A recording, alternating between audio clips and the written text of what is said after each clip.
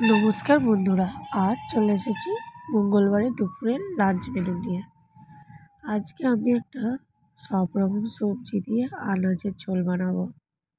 এই ঝোলটা খেতে খুব ভালো লাগে।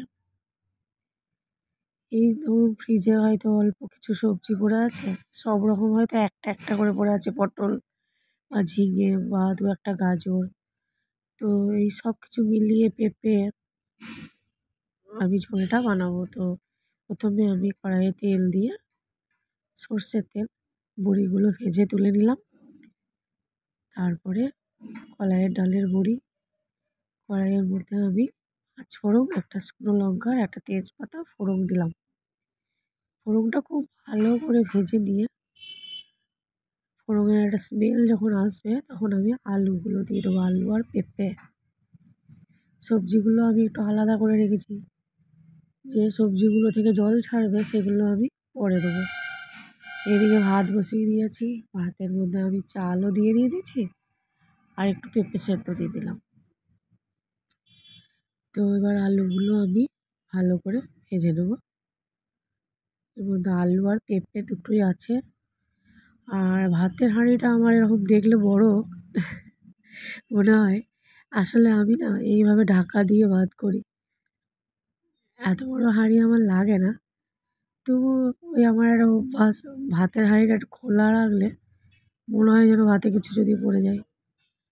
তো সবসময় আমি এরকম ঢাকা দিয়ে গ্যাস কমিয়ে ভাত রান্না করি। এদিকে আমি আনাজগুলো ভেজে নিচ্ছি। একে একে সমস্ত সবজি আমি কড়াইয়ে দিয়ে দেবো। গাজর, বিনস, ঝিঙে, পেঁপে, পটল, যা কিছু থাকবে, ঢেঁড়স, যত সবজি দেওয়া হবে, বেগুন। বেগুন না দিলে এই ঝোলটা কিন্তু খেতে ভালো লাগবে না বন্ধুরা। ঝোলটাকে একদম টেস্টফুল করে কিন্তু বেগুন।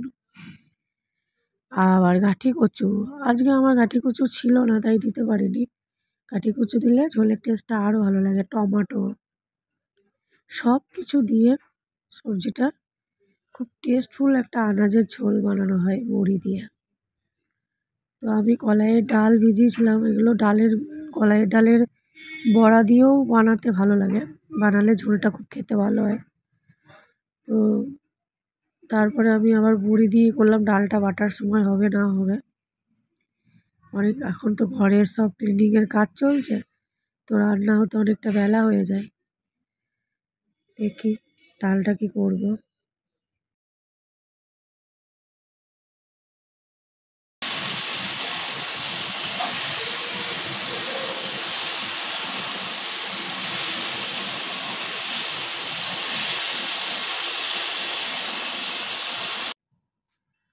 এবার আমি বাকি সব সবজিগুলো দিয়ে দিলাম, বেগুন, পটল, ভেন্ডি, টমেটো, সব কিছু।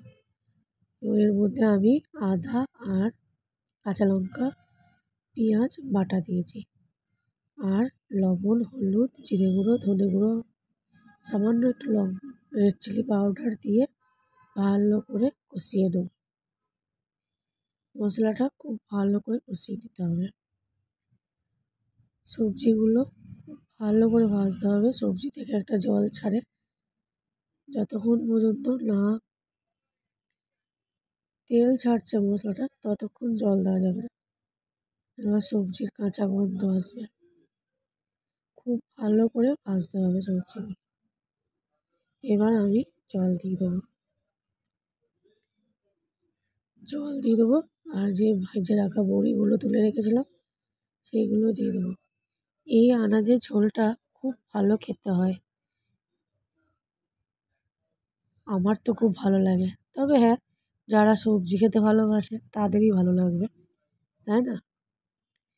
তো অনেকে তো আবার সবজি খেতে পছন্দ করে না। তো এটা বড়িগুলো দিয়ে আমি ঢেকে দেবো, কয়েকটা কাঁচা লঙ্কা দিয়ে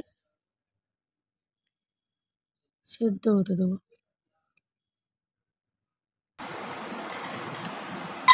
এবার আমি বড়িগুলো দিয়ে দেবো, ঝোলের মধ্যে বড়িগুলো দিয়ে দেবো।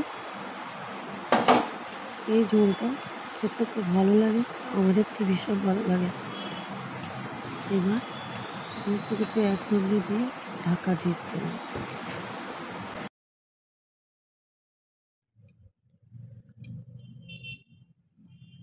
এই দেখুন, এবার আমার ঝোলটা কিন্তু সমস্ত সবজি সেদ্ধ হয়ে গেছে। ঝোলটা আমার একদম রেডি। খুব বেশি ঝোল করিনি, এরকমই। ঝোলটা খুব ভালো লাগে খেতে। এই ঝোলটা কিন্তু আমার একদম রেডি।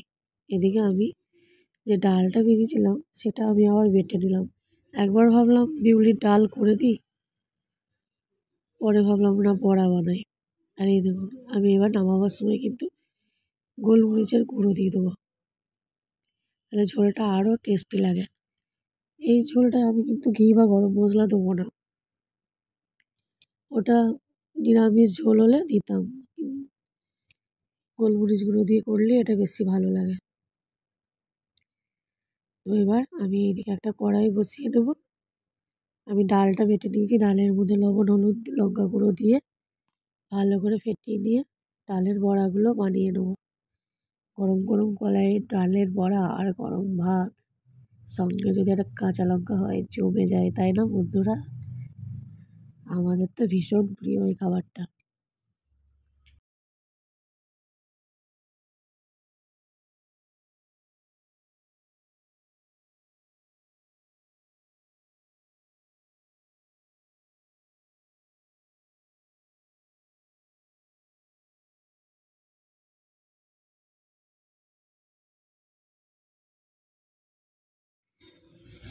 এই দেখুন, কলাইয়ে ডালের বড়াগুলো অল্প তেলে ভেজে নিলাম।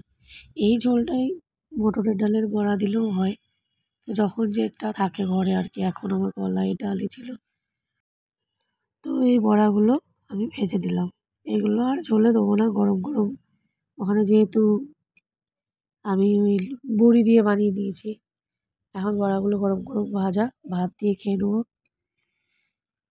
গরম গরম বড়া আর কাঁচা লঙ্কা দিয়ে কার ভাত খেতে ভালো লাগে কমেন্ট করে জানাবেন বন্ধুরা। তো আজকের মতন এইটুকুই। ভিডিওটি কেমন লাগলো জানাবেন। ভিডিওটি ভালো লাগলে চ্যানেলটি সাবস্ক্রাইব করে পাশে থাকবেন। থ্যাংক ইউ বন্ধুরা। Bye bye.